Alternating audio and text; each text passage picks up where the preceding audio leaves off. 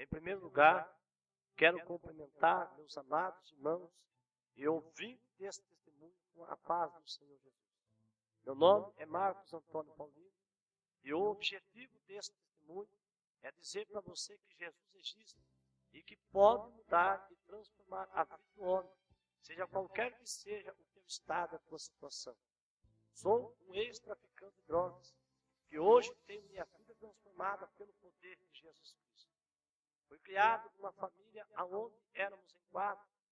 Eu, minha irmã Luciane, minha mãe Valentina e meu pai Domingos. Meu lar era um lar bastante atribulado. Meu pai sempre bebeu e havia muitas brigas dentro de casa. Porque aonde há bebida, há discórdia, há brigas, há dissensão. Me lembro de muitas vezes ver minha mãe se agarrando com meu pai e os dois se machucando. Quantas vezes minha mãe brigava com meu pai e quebrava tudo da minha casa, tacava prato. Era o maior quebra-quebra e eu, como uma criança, observava tudo aquilo lá. E não era esta a vida que eu queria, porque eu olhava para a vida dos outros lares, dos lares dos meus amigos, e tudo era diferente. Havia paz, havia ali, não havia briga, porque naquele lado não havia bebida. E Satanás tomava conta da minha casa. Eu não queria esta vida para mim. Eu nunca podia ter os brinquedos que os meus amigos tinham, porque meus pais não tinham condição, não podiam comprar. Porque todo o dinheiro que meu pai ganhava, ele largava nos bares, gastava a maioria do dinheiro nas portas dos bares, e chegava em casa muitas vezes sem dinheiro, muitas vezes ali, minha mãe ia buscar na porta do bar, embriagado. E quando meus primos vinham nos finais de ano para passar o Natal na casa da minha avó e o Ano Novo, eles eram tratados de uma forma diferente. Havia mais atenção para eles, mais carinho, e eu era desprezado. Muitas vezes, eu era ali, tinha que colocar, fazer uma fazenda de casa. A minha mãe, minha avó exigiam que eu tinha que fazer uma fazenda de casa, enquanto eles estavam bem. Eu parei de estudar muito cedo, pois não consegui completar nem a 4ª série, pois meus pais não paravam. Depois que havíamos mudado da cidade, moramos em fazendas, sítios, e de tempos em tempos meu pai mudava de um sítio para outro, de uma fazenda para outra, e com isso eu fui desanimando. E como meu pai, por causa da bebida, não parava em lugar nenhum, não parava no emprego, eu fui desanimando da escola e decidi então parar de estudar e a começar a trabalhar. Com isto, deixei a escola e depois de um tempo trabalhando na roça, meu pai resolveu se mudar para a cidade, de volta para a casa da minha avó, ali no Jardim Santa Rosa, aqui em Araras. E então mesmo na cidade, continuei a trabalhar na colheita da laranja. Ainda criança, porque naquela época, bem novo, acordava de madrugada, íamos para a roça, com laranja, enfrentando o frio, enfrentando a vida dura na roça. E nesta época eu conheci a minha esposa, Maria de Jesus. Quando chegava os finais de semana, eu ia para os bailes, nas discotecas, e comecei a conhecer muitos amigos. Fui se envolvendo com eles, e até que comecei a fumar cigarro, comecei a beber bebidas alcoólicas, e logo o próximo passo foi fumar maconha, porque a Bíblia diz que um abismo chama outro abismo, e a cada dia eu ia se aprofundando mais e mais, e fui se tornando uma pessoa revoltada, e me envolvia em muitas brigas de gangues, quebra-quebras, tantas vezes se machucava naquelas brigas que aconteciam nas discotecas, pelas ruas, pelas praças da cidade, aquelas brigas terríveis de gangues, e muitas vezes eu ia parar na delegacia. Com o tempo, comecei a praticar pequenos roubos. Me lembro que comecei a roubar minha avó, que sempre guardava o dinheiro no guarda-roupa, e depois roubava motos e carros com as pessoas que estavam envolvidas nesses crimes. Muitos companheiros da época que roubavam motos, roubavam carro. Então, nós pegávamos essas motos, esses carros, escondíamos nos canaviais e ali depenava tudo e vendia as peças. Com isso, fui me aprofundando no mundo do crime dia a dia mais, num caminho quase sem volta. Nesta época, minha mãe frequentava a igreja quadrangular em Araras. E me lembro que uma certa vez, ela trouxe umas irmãs para fazer uma oração na minha casa. E quando começou a oração, eu não entendia nada. De repente, uma daquelas irmãs veio para o meu lado e colocou as mãos sobre a minha cabeça e começou a falar em uma língua diferente. Então eu pensei, agora pronto, esta mulher endoidou de vez. De repente, esta mulher começou a falar a minha vida toda, detalhe por detalhes, coisas que só eu sabia. E disse que eu iria passar por um grande vendaval e por um processo, e Deus iria fazer uma grande obra na minha vida, e que através de mim, muitas almas iam se converter ao Senhor Jesus. Depois, eu comecei a namorar a minha esposa, Maria de Jesus. E depois de muita tentativa, nós começamos a namorar. E aos 16 anos, eu e ela decidimos nos amigarmos. E eu fui para a casa dela. Deixei o lar da minha mãe, do meu pai, da minha irmã.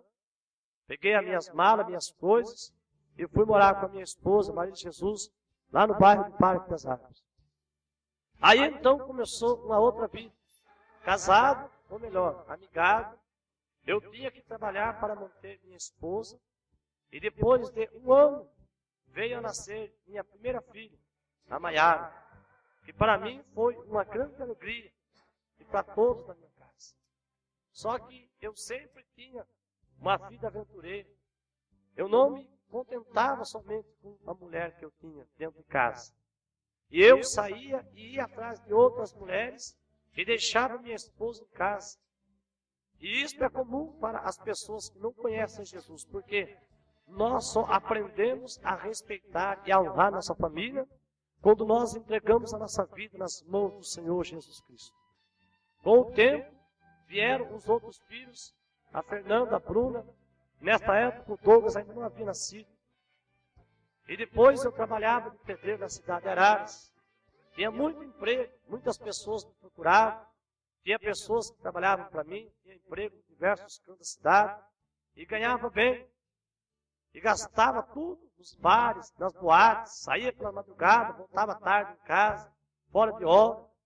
E gastava o meu dinheiro naquilo que não era pão. A Bíblia nos diz, no livro do profeta Isaías, capítulo 55, versículo 2, por que gastai o vosso dinheiro naquilo que não é pão, e o produto do vosso trabalho naquilo que não pode satisfazer? Quantos pais recebem e fazem o mesmo, e deixam sua família com necessidade, e com isso destrói seus lares? Quantos que nesse momento estão fazendo o mesmo? E eu te peço, em nome de Jesus Cristo, saia desta vida e deixa Deus mudar a sua história. Chega de viver de ilusão. Volte à realidade da vida. Tua esposa precisa de você. Seus filhos precisam de você. Por isso, abra teu coração para esta palavra e aceite a Jesus. Conhecia muitos amigos na época que viviam no mundo do tráfico de drogas. E eu via que eles tinham carros, tinham bens, motos, casas, e não precisavam trabalhar. E eu ali trabalhando, e achava que eu estava errado. E então decidi abandonar a vida de trabalho, que era uma vida honesta, e entrar para o mundo do tráfico de drogas. Comecei em minha própria casa, com uma pequena quantidade, e nesse tempo eu morava no Jardim José Almeida, em Araras. E logo meu conhecimento começou a crescer. E conheci muitos traficantes que naquele tempo eram grandes na cidade. E comecei a trabalhar com eles. E comecei a mexer com uma grande quantidade de drogas. Porque quanto mais você se envolve, quanto mais você vai adquirindo conhecimento, mais você vai ganhando dinheiro. E mais você vai crescendo, mais pessoas você conhece. E você começa com a pequena quantidade, e de repente você começa crescendo a quantidade. E também vai crescendo a ganância. A Bíblia nos diz que o amor ao dinheiro é a raiz de todas as espécies de males. Eu tinha tudo, mas não tinha felicidade, porque a palavra de Deus nos diz: do que adianta o homem ganhar o mundo inteiro e perder a alma? E a época que nós trabalhávamos com até 80 quilos, 100 de cocaína, que nós distribuímos para os outros traficantes da região, em outra cidade, vizinho por aqui. Minha esposa sempre sofrendo nas minhas mãos, porque eu trazia outras mulheres até para dormir comigo dentro de casa. Quando ela saía, aí então eu aproveitava mais. Quantas vezes eu entrava em conflito com os viciados que não davam sossego no meu portão. Às vezes eu batia em algum deles, que por causa do vício se ofereciam para se prostituir. E outras, muitas vezes, eles ofereciam suas próprias esposas para poder obter as drogas. Quantos lares eu vi destruídos, quantos lares eu destruí, quantas famílias eu via destruídas, quantos jovens, quantos pais, quantos senhores que estão presos ainda hoje no vício das drogas. Eu tenho marcas no meu corpo de facadas que levei lutando com muitos deles. Mas como eu era muito bom de briga, mesmo sem nenhuma arma na mão, eu enfrentava as pessoas armadas e me saía bem. Bom, no modo de dizer, porque mesmo às vezes machucado, eu deixava as pessoas no estado crítico de saúde. E eu nem me preocupava com as pessoas, porque Satanás dominava a minha vida. E eu dizia, se Deus não ajudar, o diabo intera. Esse era o meu lema. Se Deus não ajudar, o diabo intera. Em pequena e em grande quantidade. O movimento naquela vila era intenso. Quantas noites, quanto o dia todo, pessoas não paravam, sempre nos procurando. Nós tínhamos um bar na época, e as pessoas nos procuravam para adquirir a droga. A polícia muitas vezes fazia blitz, parava. E ali nós sempre trabalhando a todo vapor, não parava, porque nós não tínhamos medo da polícia. Eu tanto vendia que às vezes eu tinha que usar cocaína a noite toda para poder ficar acordado, atendendo os fregueses que compareciam o dia e a noite toda. Então, além da bebida, do cigarro, da maconha, ainda eu cheirava cocaína com os meus filhos em Araras, sem ter nada para comer. E muitas vezes minha esposa me ligava dizendo, Marcos, volta para casa, as crianças estão sem nada para comer. Então eu falava para ela de um modo muito arrogante, dá um jeito aí, se vira, dá seus pulos aí. Eu tinha dinheiro comigo, e muitas vezes eu estava com 5, 10 mil reais na mão, mas eu não se importava com minha família, porque eles se importavam comigo, e eu não estava nem com eles, porque eu só pensava em mim, só pensava em ganhar, só pensava em crescer. Este é o coração do homem sem Deus. E sempre, é sempre assim. As pessoas que sempre se preocupam conosco, esta nós desprezamos e não damos atenção. Ouvintes, Deus se preocupa com você. E hoje Ele te chama para ter uma vida cheia de alegria. E longe deste sofrimento que você está vivendo. Porque a verdadeira alegria, o bom motivo para viver só se encontra em Cristo Jesus. No tempo que eu estava no tráfico, eu tinha muitas amizades, porque nesta vida do crime, você se envolve com muita gente, e com alguma delas você acaba se envolvendo um pouco mais. E a delas que chegou até a perder filhos. Todas as vezes que minha mãe me via, ela me aconselhava dizendo, filho, sai desta vida. Volta para a tua família. Seus filhos estão sofrendo e precisam de você fora deste mundo. E eu estava cego pela ganância, pelo dinheiro. Eu pegava meu filho, Douglas, que nessa época já tinha nascido, com 6 para 7 meses.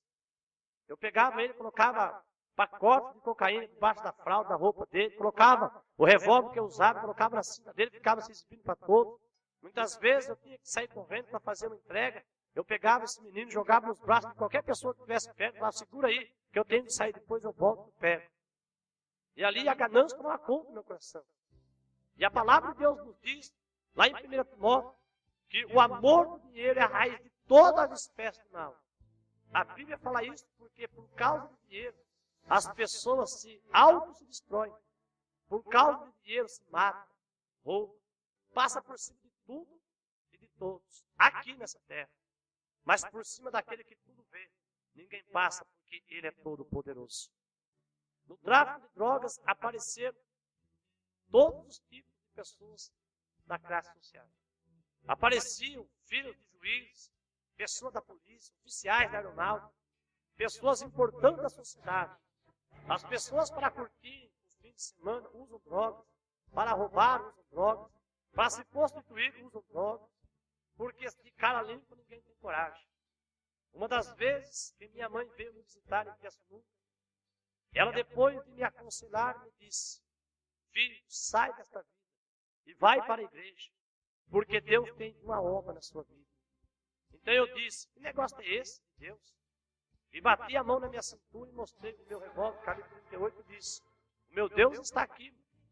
Então ela, chorando e olhando, me disse: eu fiz um voto com Deus e pedi para Ele que, se for para você continuar nesta vida, ou Ele arranca você dessa terra, ou Ele faz uma grande obra na sua vida. Então Deus optou por fazer uma obra na minha vida. Um dia, o movimento durante a noite foi tão grande que, quando foi 5 horas da tarde do outro dia, a mercadoria que eu tinha havia se acabado. E sempre eu recebia a mercadoria. E neste dia tinha muita gente querendo drogas. Então, eu entrei em contato com diversos traficantes da região e encontrei um em Leme. E fui para a cidade de Leme em busca da droga. E toda a polícia de Pirassununga estava contando os momentos para me prender. Porque quando eles faziam brigas e não encontravam nada, eu zombava deles. E eles já haviam me prometido prender. Quantas vezes eu era enquadrado e nunca eles me pegavam. O diabo fazia de tudo, era uma pessoa terrível, que tinha me arrastado de entrar nas cidades e sair sem ser descoberto. Mas quando Deus tem uma obra na vida de alguém, Ele prepara o momento e a hora. E a minha hora havia chegado. Quando eu voltava, lembro, ao entrar em Pirassununga, depois de passar pelo batalhão da Polícia Militar, iniciou-se uma perseguição. E então foi um corre-corre. E não tendo mais como fugir, porque as ruas estavam completamente tomadas de viaturas de polícia. E eu corria para um canto ou outro do carro e fui enquadrado. E a polícia me prendeu com a arma que eu sempre andava, calibre 38, com meio quilo de cocaína, mais maconha. E muitas vezes eu fui preso, mas eu pagava a fiança e saía sem condenação. Mas desta vez foi diferente. Não teve acordo e fui enquadrado no artigo 12, no artigo 10 do Código Penal. O artigo 12 é do tráfico de drogas, o artigo 10 é do porte ilegal de arma. Aí entrei para dentro da cadeia e então senti um pedaço do inferno. Porque naquele lugar realmente é um pedaço do inferno. Pessoas que gritam, pessoas que gemem, pessoas que ficam desesperadas. Para quem era acostumado a viver no inventário, tive que me acostumar a viver numa cela com quase 40 pessoas. Ali tinha que suportar as humilhações. Tudo era dividido. Quando era dia de visita, minha esposa tinha que passar pelas humilhações de arrancar a roupa no meio de muitas mulheres, de se agachar, porque a revista é muito rigorosa, porque muitas mulheres entram na cadeia com drogas, com aparelho de celular, então elas são ali revistadas e ali passam por grandes constrangimentos, e muitas delas, muitas vezes, são presas. Naquela época, na cadeia de Pirassununga, não tinha visita íntima. A visita íntima é aquela visita em que o preso fica sozinho com a tua esposa. E na época que eu estive ali, não tinha visita íntima, porque o delegado não permitia.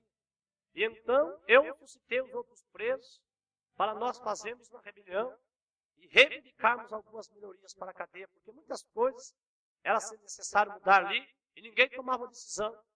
Então, suscitei os outros presos e falei: não, vamos fazer uma rebelião aqui e vamos mudar isso aqui, porque do jeito que está não pode ficar.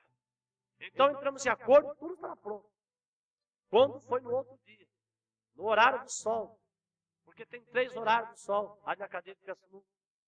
E quando foi o horário nosso do sol, quando o carcereiro abriu a grade para chamar os presos, eu rendi o carcereiro com uma faca e então nós tomamos posse de toda a cadeia. Pedimos a presença do juiz corregedor da primeira vara de execução da cadeia de Pirassununga e a presença da EPTV da Rede Globo.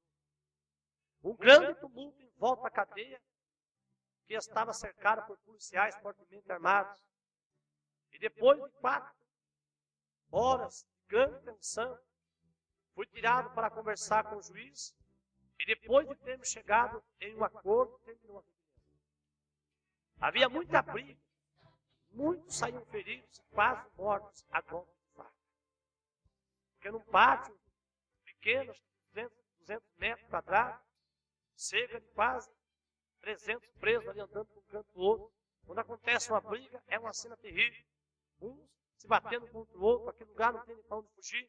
E outros ali com facas feitas pelo próprio peso, que arrancam ali pedaços de ferro das janelas, e fazem aquelas facas, estiletes.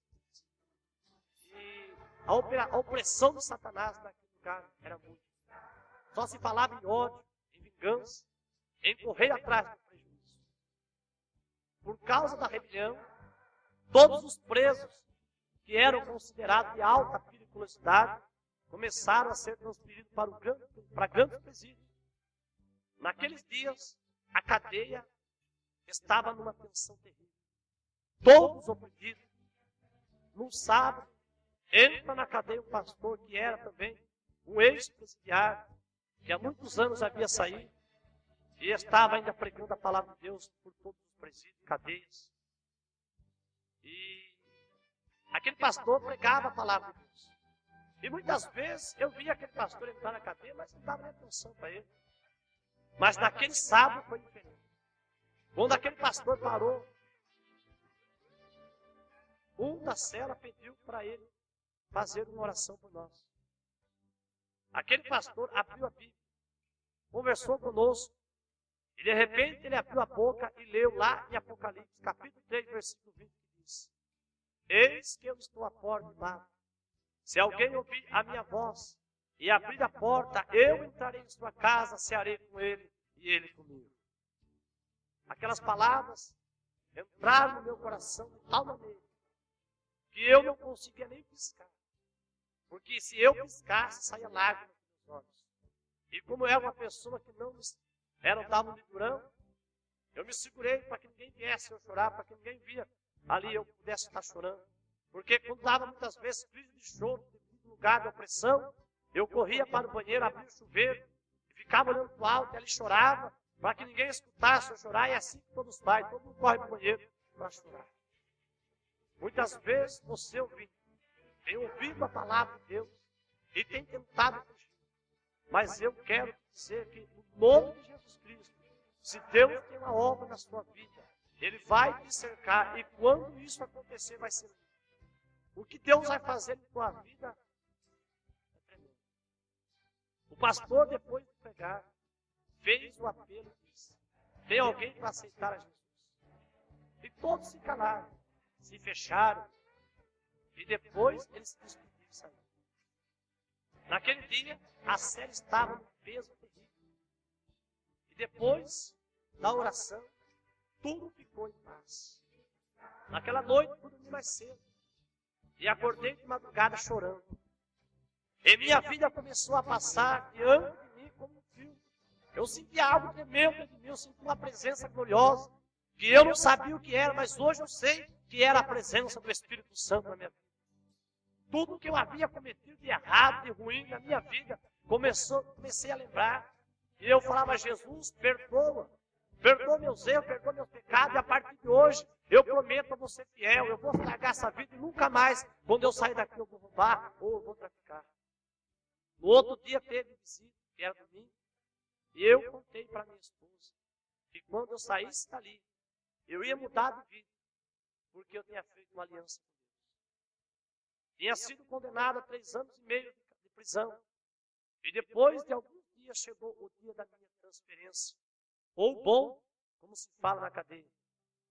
Como eu fui o cabeça da rebelião e havia pego o carcereiro de refém, eles prepararam uma surpresa e me mandaram no bonde recomendado. Já haviam preparado ali no presídio de Casa Branca, ali para que quando eu chegasse eu tivesse uma recepção maior. E quando eu cheguei no presídio, havia uma comitiva me esperando. E quando desci, me levaram, que leram a minha ficha de transferência, me colocaram no corredor polonês, nu, para me receber, e me perguntavam como eu estava. E ali, como eu estava com meu colchão e minha mala de roupa, os funcionários pediram que eu colocasse dentro de uma cela que estava vazia, que era aonde os crentes faziam os cultos. E havia acabado tudo. Larguei minhas coisas ali, naquela cela, e fui cumprimentar os outros companheiros. Quando eu voltei, os irmãos da igreja pentecostal dos amores estavam todos lá dentro. E quando me viram, eles me disseram: você não sabe o que o seu amigo acabou de fazer. Porque outro rapaz que estava comigo, que tinha ido no pavilhão junto comigo, havia ali estado comigo também, deixou suas coisas, e eu saí e ele ficou com os irmãos. Então eu perguntei, muito arrogante, o que é que ele fez? E eles me disseram: ele aceitou a Jesus como seu único e suficiente salvador da sua alma. E me fez a mesma pergunta: quer aceitar Jesus? E me dar vida? Naquele momento, o meu coração se lembrou da noite em que havia chorado e feito uma aliança, prometendo dar vida, e disse para aqueles irmãos: eu já aceitei. E ele me disse: você já confessou Jesus diante dos homens?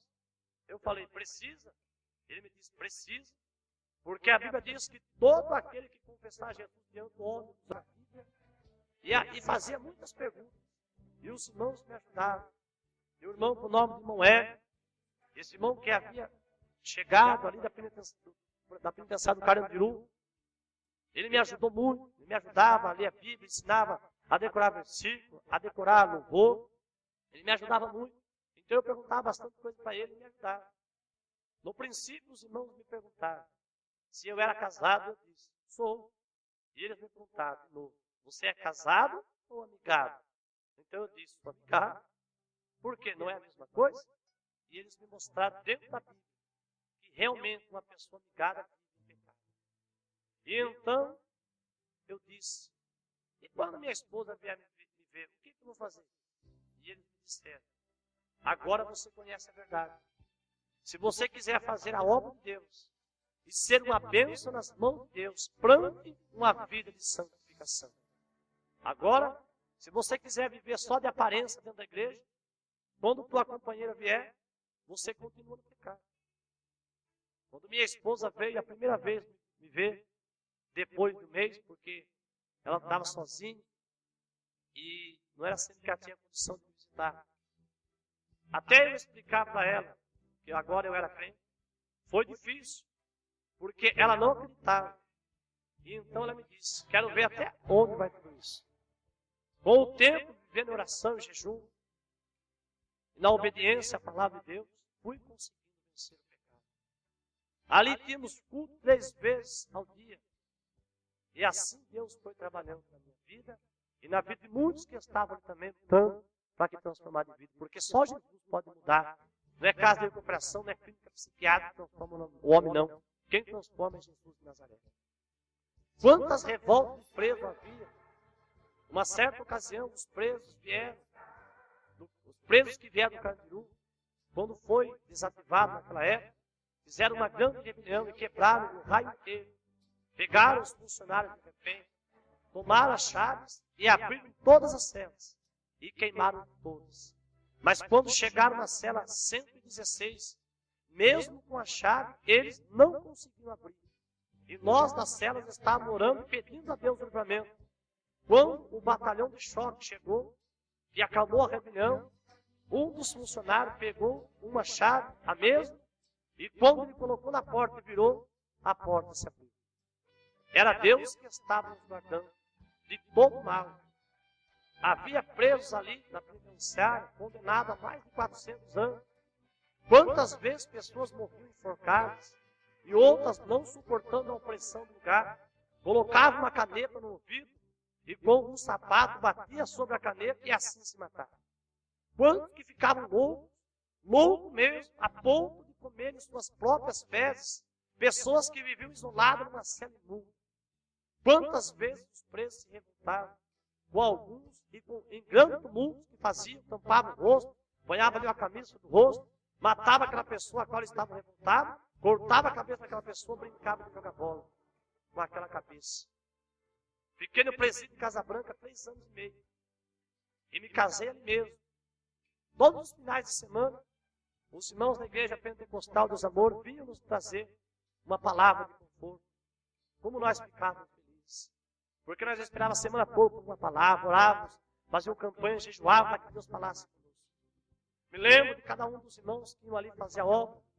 O nosso irmão cooperador Mário. Então chegou o dia que todos os presos sonham. O dia da tão sonhada liberdade. Esse dia é contado no dedo. Quando o funcionário me chamou e disse que era para me arrumar minhas coisas, porque há nada mais de 5 anos e 8 meses. No artigo 157 da lei penal, que é assalto à mão armada. Segundo a vítima, disse que eu tinha entrado ali no bar e roubado uma certa quantidade de dinheiro, mas eu não tinha cometido esse crime. E depois que saí, fiquei 1 ano e 15 dias em liberdade, trabalhando de pedreiro. Nessa época eu morava na cidade de Ajapi, Rio Claro. Eu ia todos os meses no fórum, prestava prestação de serviço à comunidade por outros crimes que havia cometido. E todos os meses eu assinava carteirinha. Eu ia para a igreja todos os dias, morava do lado da igreja e pregava a palavra de Deus em toda a região. Quando fez 1 ano e 15 dias, já havia saído da prisão, saiu da parte da justiça o mandado de prisão. E a ordem da justiça é que eu fosse preso imediatamente. Um dia, ao voltar do trabalho, à hora do almoço, um oficial de justiça bateu no meu portão e perguntou se eu era o Marcos Antônio Paulino. E então eu disse, sou. Quando eu disse isso, a polícia já invadiu minha casa, com as armas em punho. E todas as minhas crianças, minha esposa, começaram a gritar. Entrei na carceragem, fui revistado e logo vi de novo, diante de mim, aqueles portões de ferro. E o medo e o pavor tomavam conta de mim. E eu dizia, Deus tem misericórdia. E Deus se calava. Porque tem momentos que nós pensamos que é da nossa maneira, mas Deus tem a sua forma de trabalhar. Tem momentos que Deus se cala, mas eu quero dizer para você que Deus, Ele trabalha também no silêncio. A cela, ali na cidade de Rio Claro, estava lotada, com quase 50 presos. Quando o carcereiro abriu a grade, meu coração disparou. Pedi licença para todos os presos. E quando eu coloquei os meus pés dentro da cela, Deus falou comigo, filho, tenho eu uma obra neste lugar. Neste momento, meus irmãos, eu me alegrei porque quando Deus fala, a terra treme. E na presença de Deus, até tristeza salta de alegria, aleluia. Fiquei ali por 2 semanas. E durante esse tempo, eu pregava todos os dias. E muitos ali se converteram. E havia ali um jovem que estava desenganado pela medicina há mais de 2 anos. Era AIDS e tuberculose. O Senhor mandou que eu orasse por ele. E após ele ter aceitado a Jesus, ele foi curado e liberto da AIDS e da tuberculose para a glória de Deus. Então, Deus me disse, feito está a fim da obra de Deus. Eu pensei que então iria sair de liberdade, mas não. Como o meu processo era de Pirassununga, eu teria que voltar para lá então. E de novo comecei a chorar muito e dizia, Deus, o Senhor sabe que lá eu fiz rebelião e ninguém gosta de mim lá. Mas não sabia que quando Deus tem uma obra, Ele mesmo cuida de tirar os tropeços. Fui transferido de Rio Claro na sexta-feira. E na quinta-feira, o carcereiro que eu havia pego de refém foi afastado por ter brigado com o chefe da carceragem. Coisa linda quando Deus trabalha. Quando cheguei ali em Pirassununga, fui recebido e todos os carcereiros pensavam que o problema havia chegado de novo na cadeia. Com a minha Bíblia nas mãos, entrei no Corró, um lugar bastante pequeno, que está completamente lotado, estava na época, que é o lugar onde os presos ficam primeiro, para depois ser levados para a cela. E naquela época, a cadeia de Limeira tinha sido desativada e todos os presos vieram para a Pirassununga. Aquele Corró estava super lotado, que nem dava para dormir direito. Tinha dias que dormia de pé, agachado, ali naquele tumulto. Comecei a pregar a palavra de Deus. E ali no Corró, no primeiro dia, se converteram 6 almas para a glória de Deus. A cadeia tinha capacidade para 60 presos. E estava com quase 190 presos. Aquilo era um barril de pólvora. pronto a explodir. Tinha até uma cela que eles faziam macumba todos os dias. Quando entrei para a cela que comecei a sair para o sol, Deus me mandou pregar a palavra de Deus. Comecei a louvar a Deus. Um hino, quero que valorize o que você tem. E toda a cadeia se voltou para mim e começou junto comigo a cantar. E então eu comecei a pregar. E eu fazer culto todos os dias. E muita gente ia se convertendo. Fui adquirindo confiança para com os carcereiros, que eles me tiraram da cela e me colocaram na faxina. Trabalho este que você fica solto servindo os outros presos todos os dias. Durante o tempo que estive ali em Pirassununga, que por 1 ano e 8 meses, aconteceram 3 rebeliões.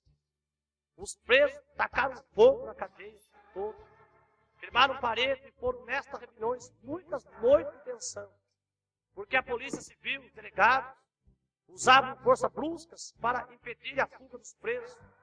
Eles atiravam com balas de festim, com balas de verdade, que até hoje tem essas balas guardadas em casa. Era noite de tiroteio. Quantas vezes nós ficávamos presos no meio de muita fumaça?